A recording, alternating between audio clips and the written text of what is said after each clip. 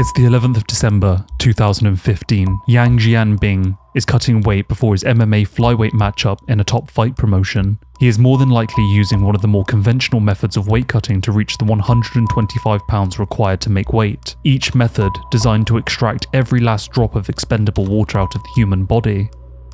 The pitter-patter of sweat drops against a hotel sauna room floor from Yang's increasingly dehydrated body. He then suddenly begins to feel faint, short of breath, numbness in the face. This isn't normal. This isn't like the countless other grueling voluntary weight cuts he has experienced before. He is having a stroke. His corner men call off the weight cut, and in a panic he is rushed to the ER, where he undergoes extensive rehydration through the use of IVs. His family receives bedside updates on his condition, but he is slipping away.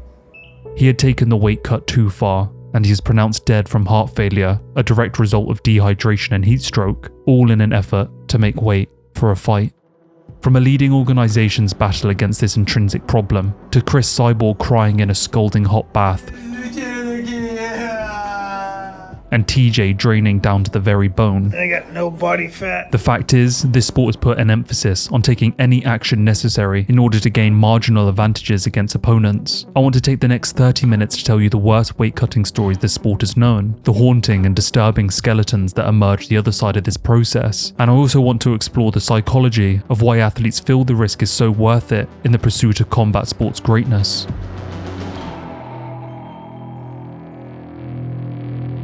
I want to start this video with perhaps one of the most infamous weight cuts in MMA history, not only because it serves as a great example of what the rest of this video will discuss, but because it paints a very grim picture of what this subject entails.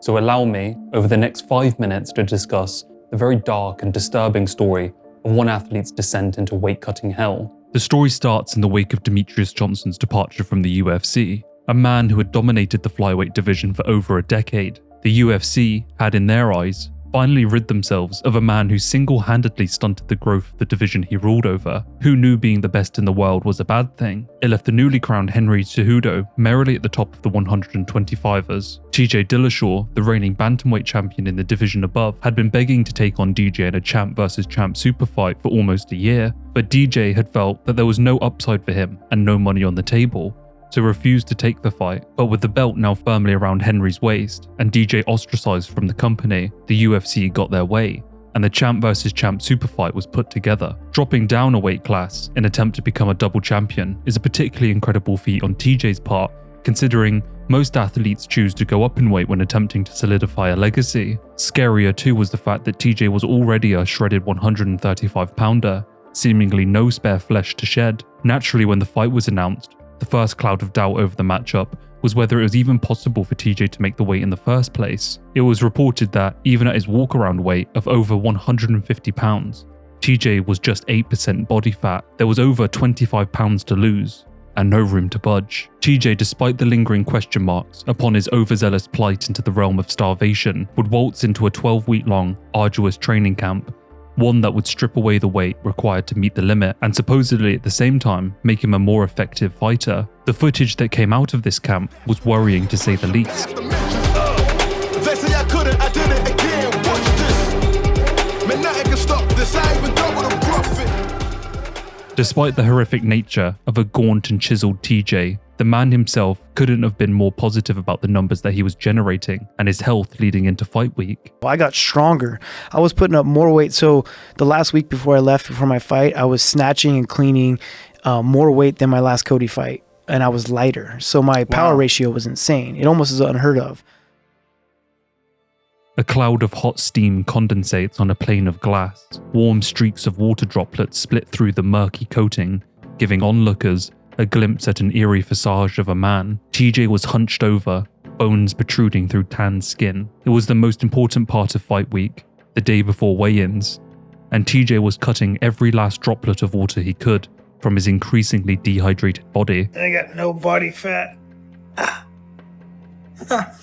124.6. In a surprise to almost every fight fan, TJ would step onto the scales, forcing a smile as he miraculously made the seemingly impossible flyweight limit. And well, it didn't need stating that he looked horrendous, frail and unbelievably skinny. Whilst it was strange seeing such a wasted TJ, he still had another 24 hours to hydrate and to return to some level of normalcy before the fight. There were huge question marks over what his performance might look like inside of the 8 walls of chain-linked fence, but we were soon to find out.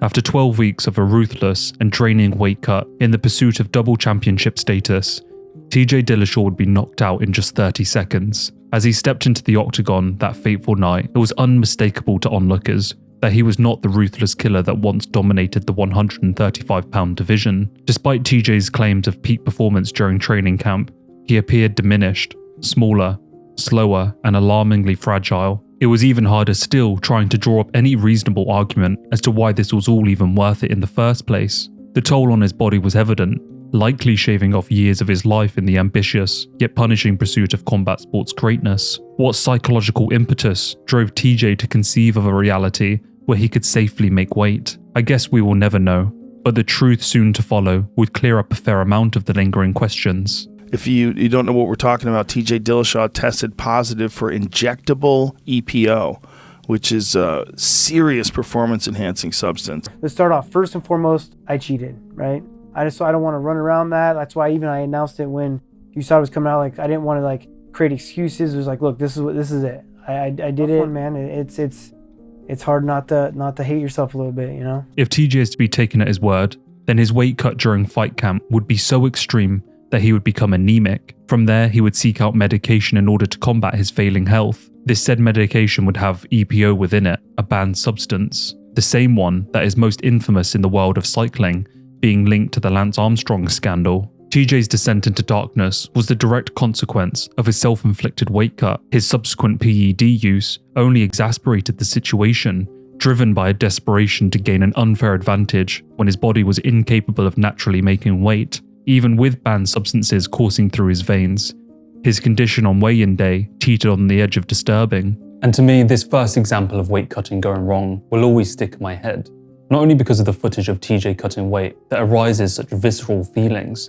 but the fact that this whole thing was inspired simply so that TJ could claim another belt and call himself a double champion. That desire and that second belt so alluring that he put his body on the line and succumbed to the siren song of cheating in a sport where combatants are asked to literally put their brains on the line for the sake of entertainment. This whole situation raises a fundamental question that echoes throughout the rest of this video. Is the pursuit of victory at any cost, especially weight cutting, truly worth it? TJ took himself down a path that would ultimately tarnish his legacy, and it's a story that paints a detailed picture of the forces that rip and pull at these athletes. Greatness, competition, money, fame, legacy, all a cacophony of painful thoughts circulating the minds of the world's greatest combatants. It's really no wonder they feel so compelled to take such drastic actions when so much is on the line. By the time TJ Dillashaw was suspended, he had participated in over 20 MMA fights and countless wrestling competitions in his youth, another sport that has equally high pressures on its practitioners to shed weight, a multiple decade-long career where he had been required to maintain a specific weight, and so unwittingly, the child that ran enthusiastically to wrestling practice was hurtling headlong into some rather disturbing psychological damage, a life dedicated to the meticulous study of one's own weight. Before we get to why athletes feel forced to cut weight, I want to first explore one of the negative side effects of this process. In this next segment, I'll be discussing some negative mental health topics regarding body image and weight, so consider this a warning if you want to use the timestamps to skip forward. The culture of weight cutting often fosters disordered eating behaviors among combat sports athletes. The pressures of making weight can compel athletes to resort to extreme measures, such as severe calorie restriction, fasting, or purging, in a desperate bid to meet the required weight limit. These maladaptive behaviors not only compromise athletes' physical health, but also contribute to the development of eating disorders, such as anorexia nervosa, bulimia nervosa, and binge eating disorder. Beyond the weight cut and fight camp, athletes will continue to needlessly restrict calories, or perhaps more infamously, go the other way entirely, overeating to the extreme. All the constraint and limitation of fight camp finally releases its grip, and the athlete descends, rather sadly, into binge eating. Paddy Pimblett has been widely discussed as a victim of this, perhaps because his overeating is more so obvious on his frame. So obvious, in fact, that his glorified post-fight weight gain has become a part of his personality. His most viewed videos on his YouTube channel derive from him treating his overindulgence as a spectacle. The sad fact is that this is symptomatic of an eating disorder, one that has developed over years of trying to meet lightweight from his walk-around weight of 185 pounds. I really, no, I'm not messing. I genuinely think I'm a food addict. Dude, I think I've got a little bit. I think I've got a bit of an eating disorder because of MMA. Sean O'Malley's own experiences shed light on why this happens to combat athletes. The reason Paddy the Baddie gets as big as he is because it's like you get this mental disorder. I strict as fuck for about 10 weeks before that fight. I was just eating so clean to where right after, it's like I'll order 2 cheeseburgers, some appetizers, and just eat until I'm so uncomfortable. That's a lot, dude. It's sad. It's like, that's not good. But it gives you this mental disorder from eating. Dude, I see fighters at the fucking breakfast buffet eating eating shitty fight day because they made weight, or after weigh-ins that night they're eating shitty. They just want to eat. I keep it clean. Wait. Eating disorder from cutting weight is a real fucking problem. Weight cuts happen twice or 3 times a year for most athletes, meaning that eating a more healthy set of meals where nutrition and calories have a magnifying glass placed over it happens in short periods rather than being a lifestyle. It's more of a cycle than anything, so it's easy to see why a lot of MMA stars fluctuate so heavily between camp. They don't see the need to maintain a healthier outlook on food beyond their 8 to 12 week camps. This is juxtaposed with other sports where being more holistic about food and nutrition is seen in long 9-month seasons or even just year round. Therefore, these bad relationships with food don't manifest so easily. It's also no surprise that post-long a grueling career inside of the ring or octagon, a disproportionate amount of these athletes gain massive amounts of weight. Those training camps and weight management periods, a distant memory. All that is left is to enjoy the very thing that was controlled for so long. The psychological effects of weight class restriction extend beyond the octagon in more ways than just eating disorders, however. That fixation on weight management and body image can consume athletes' thoughts and emotions. Many athletes struggle with feelings of guilt, shame, and isolation as they grapple with the stigma associated with their body size and shape. This struggle with body image is pushed further into darkness by the culture of MMA as a whole, where a lack of knowledge and open discussion on this topic leads to insensitivity surrounding it. I'm going to use my YouTube buddy TJ Loves Fights as an example in this next bit. He's a great YouTuber and puts out almost weekly content, and is an all-round good dude. Before talking about this next clip, I reached out and asked if it was okay first and foremost, and he agreed. I want to absolutely say I'm not calling him out or anything like that. I'm simply making a point about something I've personally been guilty of, and something that making this video has taught me doesn't help the situation. So in a video by TJ on the issue of athletes gaining weight after fights and in retirement, he titled, thumbnailed, and started the video with terminology that wasn't the greatest. And in that very video, he was showered with comments of people reflecting on their own issues with weight cutting, body image, and the psychological toll that comes with it. And so imagine you're a person suffering with body image disorders, and my boy TJ starts the video lightheartedly calling athletes who inspire you, and you see yourself in, fat as a joke. When fighters don't fight, they can get really, really fat.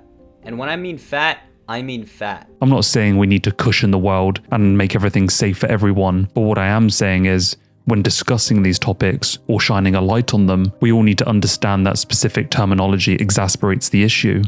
I'm not calling TJ out. I'm saying that this video shows we're all guilty of insensitivity, because when I watched it a year ago, without the research I've done now, I didn't even blink an eye. This is the world that those who serve combat sports live in. A world where their body and size is under scrutiny, memed, and laughed about almost every second of their life, whether it's their own mind, social media, social influencers, or the very culture of the sport itself. Paddy, a man who clearly suffers, uses it as a marketing tool, which is just, well, ironic. It's content that enables, justifies, and distorts. And you can imagine that this relationship with food reaches its most destructive mentally during the waning weeks and days leading into the fight. That looming spectre of weigh-in day heralds in with it psychological distress and anxiety, all in fear of failing to make weight. The anticipation of the weigh-in process can trigger intense feelings of apprehension, dread and panic, leading to heightened stress levels and emotional instability. Athletes may experience a pervasive sense of pressure and performance anxiety, which can impair their ability to focus, concentrate, and perform at their peak, all during the most vital hours leading into perhaps the biggest fight of their lives. Truly, the final frontier in more ways than one. The psychological toll of weight management in combat sports cannot be overstated. Athletes navigate a minefield of body image distortion, disordered eating behaviors, and psychological distress as they strive to meet weight requirements and excel in their sport. Those people who treat Paddy as a spectacle or brush off his weight fluctuations as some kind of light-hearted meme-worthy content are sadly missing a darker truth, a truth that has buried its teeth deep into the sport. The unfortunate fact is, the men who take to the cage are more than likely the exact same ones who feel they are too tough to talk about these issues. Therefore, it's no wonder this topic is left in the shadows. Positive mental health and a more holistic approach to weight management are important issues to be addressed. And I feel like the more athletes like Sean and Paddy who talk about these things, the more exposure it gets, which can help amateurs, newcomers, and those pros who feel like they are alone. From TJ's descent into ill health hell to the long-lasting psychological trauma seen in Paddy and Sean, the question remains present: why weight cut at all? Well, the most obvious answer to that, as simple as it is, are the existence of weight classes. Unsurprisingly, size and weight are some of the biggest advantages one athlete can have over another in the world of combat, and when you are dealing with the most skilled practitioners in the world, it only makes sense to have them face opponents who are of similar stature so that it becomes more about the fighter's skill. Openweight tournaments worked originally when the sport was starting out, only because expertise and knowledge was not as distilled as it is now, which allowed room for the likes of the Gracies to be able to take on men much bigger than themselves. But in the modern times, well, the consensus greatest fighter of all time, Demetrius Johnson, would more than likely get demolished by probably any of the heavyweights in the UFC. So it goes without saying, size and strength matters. The aforementioned weight classes solve this very issue. In MMA, fighters have to choose between one of 9 weight classes, or in the case of the UFC, 8 for the men and only 3 for the females. I mean, there was 4, but we will get to that. The jumps between these classifications are on average 10 pounds, but in some cases 20 pounds. This is a stark difference from boxing, where there are many more legitimized weight classes that lead to tiny jumps between weights. Weight cutting to reach those limits has been deeply entwined within combat sports, really since its inception, and whilst there is no definitive starting or introduction of weight cutting into combat sports, it seems that the two have gone hand in hand for a very long time. And so naturally it begs the question, if weight classes exist for the exact purpose of separating fighters into fair divisions, why do fighters still cut so much weight? Well, in a sport where athletes have perfected every aspect of their craft over decades of training, game planning, and conditioning, searching every minutiae of the sport to gain advantages over their opponent in any conceivable way, then an easy conclusion is reached. Cut as much weight as possible in the shortest amount of time in order to rehydrate 24 hours after stepping on the scales to as heavy as possible, upwards of 30 pounds of weight advantage. Look at Alex Pereira from just last weekend, who weighed in at 205 pounds and then within 24 hours was 236 pounds. It goes without saying that this massive weight gain between weigh-ins and fight night is incredibly advantageous. Fighters will cut the majority of their weight during fight week, and even most of that is done in the 24 hours before weigh-in, using methods such as water loading and heat exposure to lose as much water weight as possible. This very problem has become known in the extreme as weight bullies. Fighters clearly too big for their division, putting themselves through the most grueling weight cuts in order to come into the cage much bigger than their opponent. Controversially, people have pointed to men such as Khabib and Khamzat as good examples of this. Although Khabib isn't even the worst case in his division, people like Bobby Green walk around as much as 190 pounds, only to step on the scales at 155. Other more obvious examples are Paulo Costa and Davidson Figueiredo. This problem, unsurprisingly, has been considered by some as cheating within itself, and sometimes it's hard not to see that point.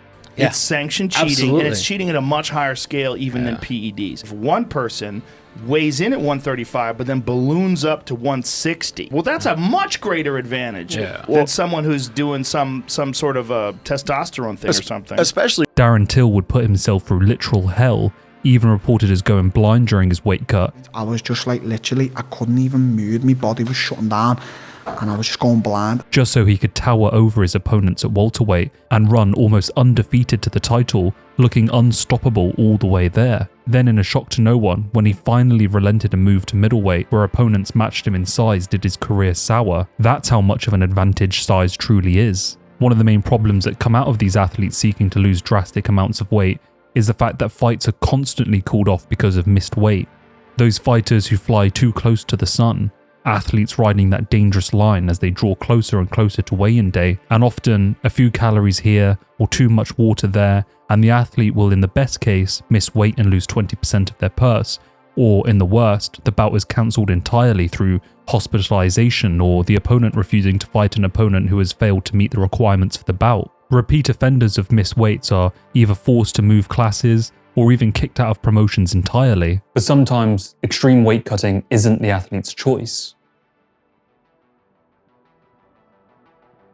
Cris Cyborg entered MMA as a professional in 2005, and while she lost her debut, she would ultimately go on a 16-fight undefeated streak up until 2016. Along the way, she would collect the Strikeforce Women's Featherweight belt and defend it 7 times, every single championship win coming by way of finish. To say that she was a wrecking ball inside of the cage would be an understatement. Her fighting style, her tenacity, and her viciousness grew her star power. Then came great speculation. Would we ever see her in the UFC? The answer, sadly, was that there was no place for her. The heaviest female division in the UFC at the time was 135 pounds, far too much of a weight cut for Cyborg. Despite her great promise of being a star worthy to headline events for the UFC, she simply couldn't make the jump. That was until March of 2015, when it was announced that Cyborg had signed with the UFC and that her debut would be done at a catch weight of 140 pounds, seemingly confirming that the UFC had no intentions of making a new featherweight division and that they were simply testing to see how far Cyborg could cut weight. But I don't think the UFC understood what they were actually asking of her. The cut would produce some of the worst footage ever leaked of a weight cut.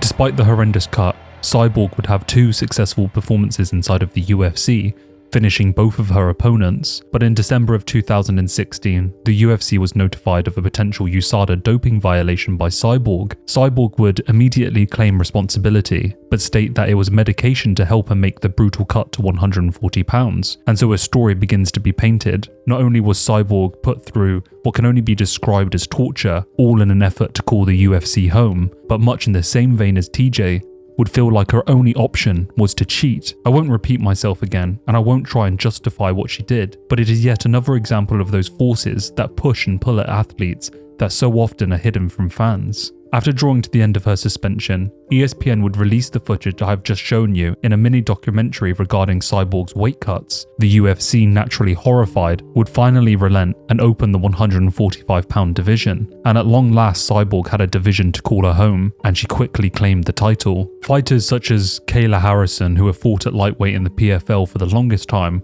joined Cyborg in a difficult place, where they feel that they are excluded from the premier organization simply because they are too big. They face the rather difficult decision, either fight in an organization where there is less esteem and ultimately less money, or sacrifice their own health in order to make the seemingly unreachable limits of a weight class they don't belong in. Kayla, at the time of writing this, just made her debut, and for whatever reason, since Amanda Nunes and Cyborg have left the UFC, the 145-pound division is gone once again, meaning that the huge Kayla Harrison got on the scales at a disturbing 135 pounds. It's such a massive shame that the division Cyborg pioneered for so heavily has now dissipated, because the women's featherweight division across the board has played host to some of the greatest fights this sport has ever seen. It would be nice to see these female athletes graced with a division more suited to their stature, but it seems the UFC has forgotten already what inspired them to open it in the first place, and I dread to see the footage of Kayla cutting weight for the 135-pound weight limit. This example of Cyborg and Kayla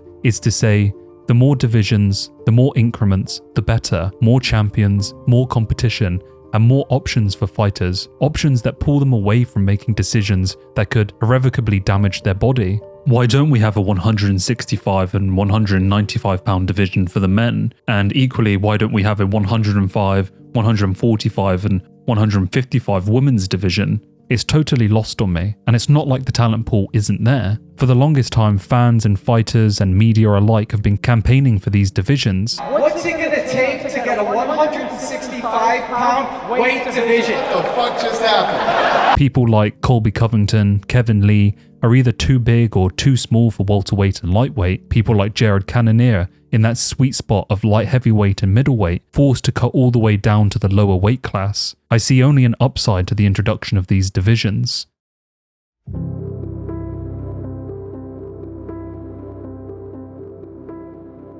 Weight cutting is inherently a dehydration process at its core, which leads rather fittingly onto my final point about the disastrous, even fatal effects of this very act. Whilst fighters are afforded time to rehydrate between the weigh-ins and fight night, a plethora of studies have shown that fighters at the time of competition are still in a state of dehydration. This dehydration leads to inadequate cerebral blood flow, decreasing cerebral spinal fluid secretion. Cerebral spinal fluid being the fluid that quite literally cushions the brain from the skull, meaning that when a fighter undergoes an extensive weight cut, they have effectively lowered the amount of cushioning. And so it doesn't take a giant leap of faith to figure out that the less cushioning on the brain of a fighter that is quite literally being punched, elbowed, kicked, and kneed in the head is a recipe for not only negative results, but even fatal ones. This is manifested in multiple studies indicating that fighters in lower weight classes, where weight cuts are more extreme and more prevalent, have a far greater chance of exposing themselves to traumatic brain injuries, the effects of which I've extensively covered in my CTE video. The evidence from this study supports the long speculated fact that dehydration from weight cuts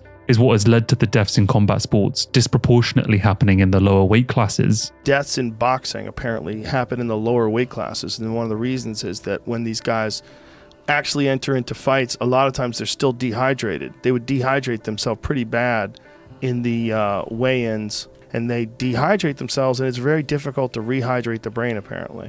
It's not as quick and easy as it is rehydrating the body, and even that takes some time. Combine all of these considerations with the fact that weight cuts seemingly affect the practitioner's cardio and speed, then it really pulls into question why athletes choose to cut these drastic amounts of weight, even under the pressure of potentially fighting the aforementioned weight bullies. It goes without saying that a dehydrated fighter is a fighter who is more vulnerable. I honestly believe that if more fighters understood the risks that they were exposing themselves to, especially in terms of TBIs and CTE, then they would not want to actively pursue a weight class that is out of reach. For me, there is no better example of this train of thought than one fight that took place at UFC 249, and whilst it isn't as extreme as death, it's one that I think as fight fans we can all resonate with. If you were to ask fight fans what is perhaps the greatest matchup that we never got to see, I think it would be accurate to suggest that Khabib Nurmagomedov taking on Tony Ferguson is the greatest fight to never happen. From its beginnings as a fight that would have graced the prelims, to its promise of being the top-billed headliner in the sport's biggest stadiums, the two greatest fighters of their time and of their division would clash horns in beautiful and refined violence. In December of 2018, Khabib was announced to be defending his lightweight title against Ferguson at UFC 249, the fifth time that the pair had been scheduled to face one another, but in a story that we are all too familiar with. 2019 would change all our lives just a little. COVID was seemingly the final nail in the coffin of a fight that had transcended all rational levels of hype, and what is perhaps the most cursed matchup in history was laid to rest. The sports world fell into silence as the pandemic shut down any chance for live sporting events. It was a weird time to say the least, and I for one spent my usual MMA reserve Saturday night twiddling my thumbs and playing Warzone, anxiously displaced as if the UFC were a missing limb. But within 2 months of shutdown, Dana White would lead a vanguard for the sporting world. He refused to back down, and on April 6th would announce not only the return of MMA, but the return of all live sports. UFC 249 was back, but this time with Khabib stuck in Russia, Tony would be taking on Justin Gaethje for the interim lightweight title. A week after this joyous news, Tony Ferguson would release a rather strange and rather infamous video that, well, surprised a lot of people. There it is.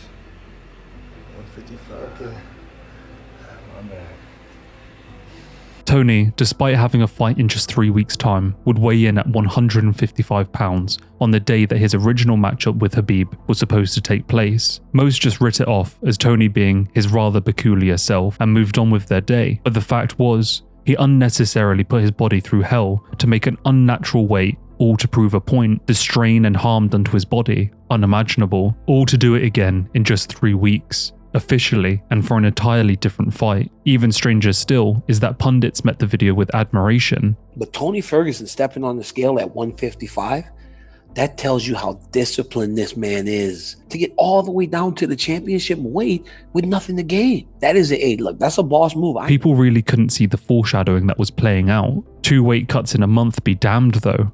Justin didn't stand a chance, or that's what people thought. Tony was still regarded as the boogeyman, that capricious and terrifying force that had haunted the lightweights for the last half a decade. UFC 249 was just Tony's moment to affirm his position in the division and to reset up that fight with Khabib. 155. Or so it seemed. This is UFC 249, Ferguson versus Gaethje. Protect yourselves at all times. Follow my instructions. We're gonna keep it clean. Touch gloves, let's do it. That, look, I was saying it's pretty gangster. They decided to make weight anyway. But then people that, like Dana said this, a couple other people said this, like, why would you do that? Doesn't when make you sense. know you're gonna have to make weight again. I talked to Tony yesterday, and he said it had nothing to do with it. He had to have felt something from draining his body just a couple weeks ago. Tony took an inhuman amount of punishment, but his cardio is so much better than everyone else's. Even when he's getting rocked to a ridiculous extent. I thought Tony looked off tonight. Thought he looked slow, and I would have to imagine that cutting weight twice in a month will affect you. Tony's hurt. He's hurt real bad. He's hurt real bad. They're gonna stop the fight. Justin Gaethje stops Tony Ferguson in round 5. He's the UFC's interim lightweight champion. When we look back at Tony Ferguson's career, it's hard to exactly pinpoint where it all went so wrong. His legacy, laden with injuries, that was more than likely the direct result of unconventional and unusual training, something that defined his personality, something that undoubtedly made him the fan favourite that he is. His unpredictable approach to the fight game had manifested as a 12-fight winning streak, injuries be damned, and naysayers also. His brutal and bloody ascension through the toughest division in the UFC, immortalised. I look back on that time with reverence and nostalgia, blades, shades, elbows and one-liners all. The Boogeyman was what made this YouTube channel. 3 weeks before his loss that ended his winning streak, Ferguson, in all his quirky and outlandish ways, decided to take on the fight before the fight, simply to prove a point to a man that was halfway across the world stuck in isolation. We can't say for sure, but 2 massive weight cuts in the span of 3 weeks is enough to destabilize the athletic perfection these fighters so vehemently aim for. Just looking at the video, you see a withered, disheveled man with a gaunt smile piercing through that thin veil covering the obvious pain and discomfort he was in. He showed up when Khabib could not, or at least that was his point. The fact is, beyond it, he would have to keep dieting, keep his weight low, for another 3 weeks of the most important part of his training camp. It was just simply absurd. We didn't know it at the time, but that weight cut video heralded in what is currently a 7-fight losing streak. And whilst we can't just distill a losing skid so heartbreaking on just 2 weight cuts, I think that the weight cut was certainly the reason Ferguson took an ungodly beating courtesy of Gaethje. And it was that beating that took years off of not only Ferguson's career, but his life also. The weight cut, a compounding factor that absolutely did not need to be there. I like to imagine a world where the Ferguson that entered that crucible wasn't a month-long drained, starved and malnourished shell of himself. Whilst this is certainly an extreme example, I think it serves as a microcosm to my wider point about weight cuts eroding chins, destroying cardio and affecting performances inside of the cage. Whether it's fighters moving down a weight class and getting knocked out, or fighters who move up in weight, rejuvenated, and seem to have a far better chin and output far better performances inside of the octagon. This fact alone tells me that weight cutting, at the very least, and regardless of the long-term effects, certainly deteriorates performance inside of the octagon. But with all this said, what can actually be done? Athletes contend with the pressures of competition daily, and whilst we may tune in for just one battle, we are more than likely oblivious to the ones that rage almost every second of their waking lives. from fighter pay to separation from their family and long and arduous training camps, there still remains the final frontier of a gruesome weight cut that reaches its almost most destructive all-fight week long. A week where they are pushed and pulled in every direction by media obligation, travel and fans. The fighter is abstaining from food and starving, bloated as they waterload. This purposeful and deliberate destruction of their body goes so violently against everything that they have endured for the last 12 weeks of fight camp, honing and crafting the body for perfection inside of the cage.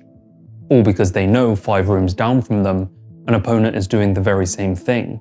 An almost inconceivable and downright nonsensical behavior ingrained into almost every combat sport. A behavior that would be given up if they knew their opponent would do the same. When Jian Bing passed away, the CEO of One Championship would overhaul their weight cutting tests in an effort to combat the lengths athletes go to in order to step on the scales. They would adopt a process that has been ingrained in the sport of American wrestling for a long time: hydration tests. Fighters, when they weigh in, must be hydrated, tested through a refractometer. They would also move every single weight class up 10 pounds to accommodate this matter. Flyweights in the UFC weigh 125 pounds on the scale. In One, they weigh 135. This change in policy has seen drastic weight cuts fizzle out of the organisation entirely. Whilst MMA On Point has made a video over a year ago about some of the ways the system can be cheated, One has actively pursued other measures to make sure these rules are being enforced. And whilst there are always bad actors out there trying to game any system, the fact is, categorically, the massive weight cuts are gone. Athletes over at One speak for themselves. You've talked a couple times, I've heard you about their weigh-in program at ONE FC, Yes. which I think is fantastic, and I think every MMA organization should do it at the high level one. Everybody's healthy, everybody's good, everybody's fighting their natural division, their natural weight. And, media obligations during the week are obviously a lot easier because I'm not worried about cutting my weight or I'm not feeling miserable or whatever. Yeah. And it's a lot safer. I think in Bellator, UFC, PFL and all that stuff, they're severely hydrated, they're sunken in, all that stuff. You don't get that over in Asia. They don't allow you to do that. I think that One has certainly led the vanguard in trying to make sure that athletes are healthy, and it shows they care and have love for the sport. But trying doesn't mean the issue is going away. As MMA On Point made obvious, there are more steps that can be pursued in order to make the sport safer, and I think that Josh Barnett most recently gave a good solution for the matter. The weight cutting thing, that needs to be completely eliminated. It needs to be same day weigh-ins. If I wanted to watch people at 170 pounds fight each other at 190, then why don't I just make it 190? Right. It's just pointless. And you will see that CTE would go down without weight cutting. Injuries would reduce. You're pulling all that water out, and we already know you can't get it all back in your system. Well, there's less water in the brain, and that's a scientific fact. They've done studies. So you're going to get more concussions, and you're going to get more potential bruising and calcification of the brain from it hitting even harder because there's less cushion up there. All the things that are there for the health of the structure have been depleted so that you can make a weight class and go in there and fight at a weight you didn't weigh in at. The UFC also has the Performance Institute, which is an absolute blessing when it comes to fighter health, dieting, and weight cutting. But it would be nice to see more weight classes, as previously discussed. It's strange to me that we haven't seen those aforementioned weight classes in between, so that the Kevin Lees, Colby Covingtons, and Jared Cannoniers of the world have a place where they more likely belong, especially if weight cutting isn't going away. It's obvious that this is a massive issue, and that these organizations are actively trying to pursue change. The fact is, this sport puts an emphasis on weight cutting inherently. Gone are the days of open weight class one-night tournaments. Weight classes exist, and for as long as they exist, fighters will try and break that system. That's just human nature. But opening the discussion about the lesser-known physiological and psychological impacts is important. Many people commented on my CTE video saying, "Everyone knows this, what's the point of the video?"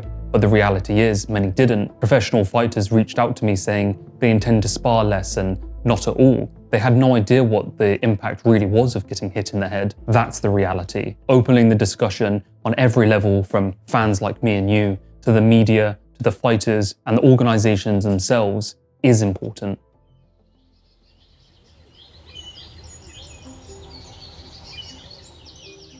For me, it's more about culture than anything. Jian Bing most likely knew that there was some risk associated with cutting weight, but would never have thought it would have cost him his life. But when you're in a sport where weight cutting is the norm, what incentive is there to do anything different? For every Kevin Holland who doesn't cut weight, there are 1,000 Khabibs or Hamzats. And whilst death may be the complete extreme, we don't know the long-term effects of consistent and continuous weight cuts over a long and brutal career. And in a sport that already has its associated brain damage risks, this compounding factor paints a grim picture of psychological and physiological damage. It's especially frustrating when we see athletes rejuvenated when moving up to a weight class that more suits their stature. The problem is the negative feedback loop continues. Athletes forced to cut weight because fighting at their natural weight means running into weight bullies, or even still, there is no weight class for those who sit between borders and rob us of systemic bodily torture. Something needs to change, but I doubt it ever will. So the cancelled fights, the damage, psychological or otherwise, will continue, and perhaps even more deaths, all for the sake of competition. And I suppose there is a sport that exists, I guess, where there is no irreversible damage, damage that etches years away, damage that snuffs out life far too short through relentless ambition. There is a sport, I guess, where a wedding ring doesn't grip on hopelessly, threatening to fall off of a withered finger of a husband who knowingly and purposefully put himself through the very act of destroying his body for that marginal gain. But that sport isn't MMA. That sport doesn't know the limitless potential of enduring human spirit, the ecstasy of victory achieved in precise combat, glimpses into the unleashed heart of the impossible comeback, and the sobering reminder of mortality as the unbreakable man loses. This sport is defined by its risks, CTE, PEDs, weight cutting, but it is also equally defined by its glorious rewards, so gruelingly achieved. Perhaps that's why it's so beautiful. Perhaps that's why we as audiences and practitioners turn a blind eye to all of this.